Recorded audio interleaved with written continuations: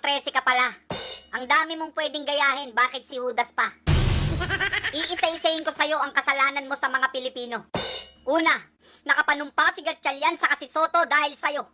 Pangalawa, nalipat yung liderato sa kanila dahil sa'yo.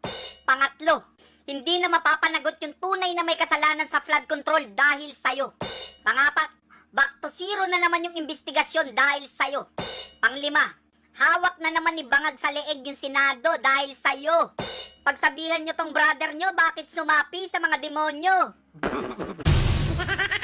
Yung mga nagdarahop, yung mga naghihikahos, ang nangangailangan ng tulong, pagsasamantalahan natin. Ang galing mo magsalita. Pati yung lamesa, iniikot mo pa. Nilulukot mo yung mukha mo, tapos pipampas-ampas ka pa. Tapos sa huli, kakampi ka rin pala sa kanila.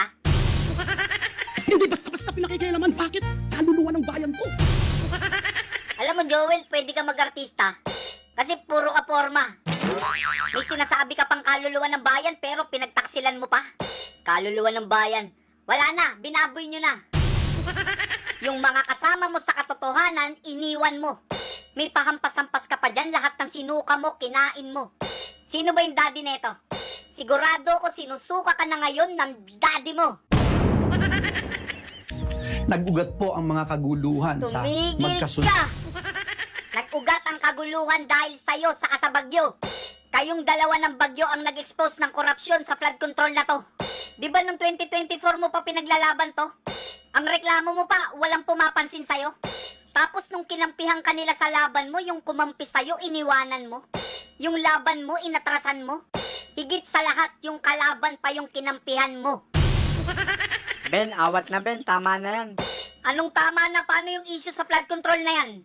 Sila yung tumanggap ng mali-maleta, sa tingin mo iimbestigahan pa nila yan? Maglalagay lang sila ng bagong chairman sa Blue Ribbon, tapos paiikot-ikutin lang din nila yan. Hindi nyo napansin, hawak na ni Bangag sa leeg lahat ng mga institusyon dyan.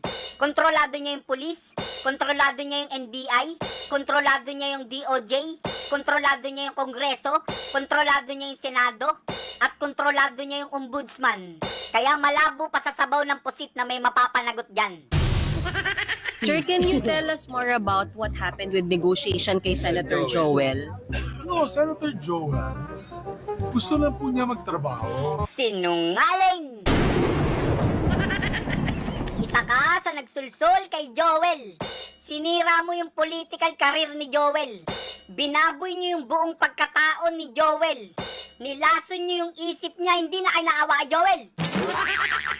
Choice mo yan. Kaya tanggapin mo kung anong magiging consequences niyan, Joel.